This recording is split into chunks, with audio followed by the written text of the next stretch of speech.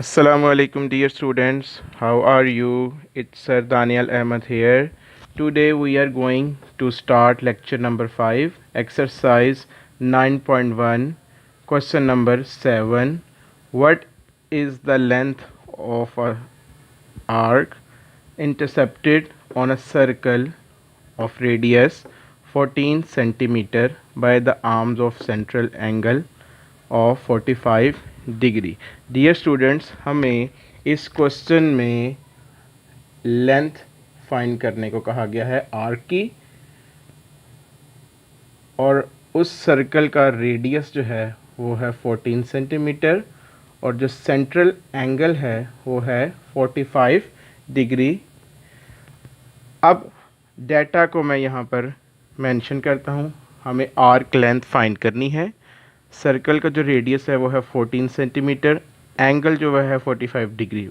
But हमें हमेशा make sure करना है कि जो हमारा एंगल है वो डिग्री में नहीं रेडियन में होना चाहिए। सो डिग्री से रेडियन में जाने के लिए हम अपने एंगल को पाई बाय 180 से मल्टीप्लाई करते हैं। 45 1 ज़ा 45, 45 4 ज़ा 180। सो पाई बाय 4 रेडियंस। अगर आप चाहते हैं पॉइंट्स में लिखना तो पाई की वैल्यू 3.1416 अप्रोक्सीमेटली है। इसको आप इंसर्ट करके फाइनल वैल्यू फाइंड कर सकते हैं। अब फॉर्मूला हम जानते हैं, L is equal to r theta. R is the radius of circle, theta is in radians. Calculator use करें और उसके बाद आपका फाइनल आंसर होगा 10.99 सेंटीमीटर। अगर आप चाहें तो इसको राउंड ऑफ करके 11 सेंटीमीटर भी कर सकते हैं। Okay, I hope you understand this question.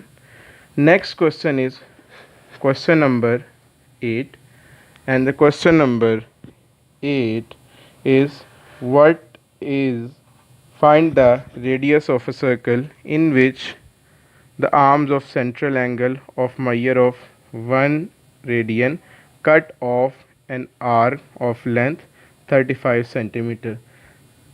देखिए जी, हमें फाइंड क्या करना है, रेडियस ऑफ अ सर्कल। तो डेफिनेटली हमें आर्क लेंथ और एंगल गिवन होगा। सो मैंने मेंशन किया है, एंगल है हमें 1 रेडियन गिवन और आर्क लेंथ एल हमें 35 सेंटीमीटर गिवन है। तो डेटा को मैं मेंशन कर दिया है। आर हमारी रिक्वायरमेंट है, एल 35 सेंटीमीटर है और थीटा 1 रेडियन है। अगेन जो हम फार्मूला यूज़ करेंगे, L is equal to r theta. Theta find out करने के लिए है, आर फाइंड आउट करने के लिए हम थीटा को एल के नीचे डिवाइड करवाएंगे। एल की वैल्यू है 35 और आर की वैल्यू है 1 रेडियन।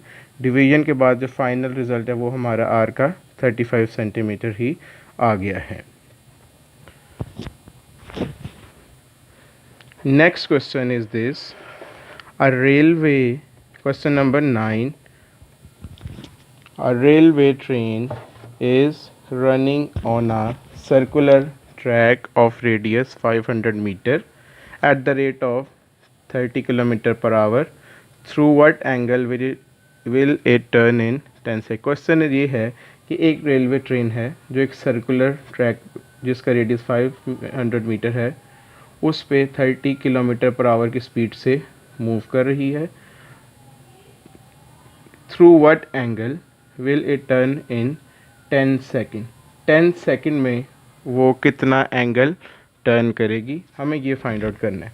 तो इसका मतलब ये हुआ कि जो हमारा डाटा है उसके अकॉर्डिंगली हमें एंगल फाइंड करना है, थीटा।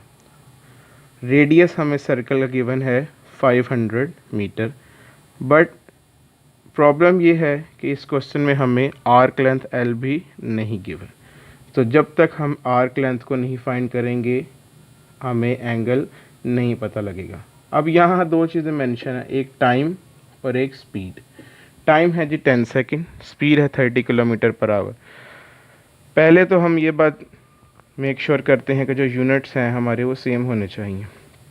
रेडियस मीटर में है और स्पीड किलोमीटर पर आवर में है, टाइम सेकंड में है। अब या तो हम इस सेकंड को और इस मीटर को किलोमीटर पर आवर में चेंज कर दें या किलोमीटर पर आवर को मीटर में और सेकंड में चेंज कर दें, ये आपकी अपनी चॉइस है। दूसरी चीज़, आप बचपन में फिज़िक्स पढ़ते आए हैं और आप ये जानते हैं कि डिस्टेंस फाइंड आउट करने के लिए अब हमेशा स्पीड और टाइम को मल्टीप्लाई करते हैं। सो जो डिस्टेंस है, आर्क लेंथ बेसिकली डिस्टेंस को हमारा रिप्रेजेंट करेगा। स्पीड हम फाइंड आउट करेंगे, लेकिन उससे पहले हम उसकी कन्वर्जन ज़रूर करेंगे। 1 किलोमीटर में 1000 मीटर होते हैं, इसलिए हम किलोमीटर से मीटर में जाने के लिए 1000 से मल्टीप्लाई कर रहे हैं। और 1 आवर में 3600 सेकंड होते हैं, इसलिए हम यहाँ पर उसको 3600 से डिवाइड कर रहे हैं। After calculating on calculator we get 25/3 metre per second. अब इन्हीं वैल्यूज़ को हम फार्मूला में इंसर्ट कर देते हैं डिस्टेंस के।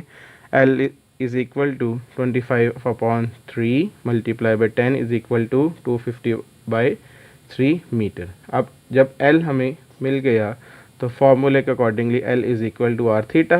थीटा फाइंड आउट करने के लिए हम R को L पे डिवाइड करवाएंगे।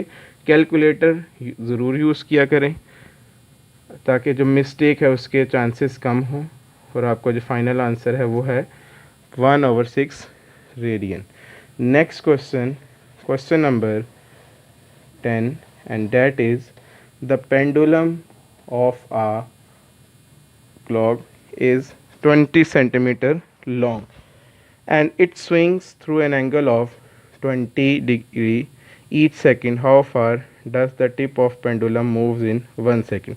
देखिए जी, इस क्वेश्चन को अगर हम इतनी स्टेटमेंट रीड करें, the pendulum of a clock is 20 centimetre long, यहाँ तक पढ़ते साथ ही ऐसे लगता है जैसे हमें लेंथ 20 सेंटीमीटर गिवन है, जबकि ये लेंथ नहीं है, ये रेडियस है। Radius 20 centimetre. वो क्यों? आप इस डायग्राम को देख सकते हैं कि पेंडुलम कुछ इस तरह से होता है, ठीक है जी, एक फिक्स्ड पॉइंट से अटैच होता है। और आप जानते हैं फिक्स पॉइंट से सर्कल के किसी भी पॉइंट तक का जो डिस्टेंस है वो सर्कल का रेडियस कहलाता है। और जैसे ही पेंडुलम मूव करेगा तेज़ी से तो ये एक सर्कुलर शेप को फॉर्मेशन करता जाएगा। तो आप इन्हें याद रखना है कि फ़िक्स पॉइंट से सर्कल के किसी भी पॉइंट तक का जो डिस्टेंस है वो रेडियस होता है।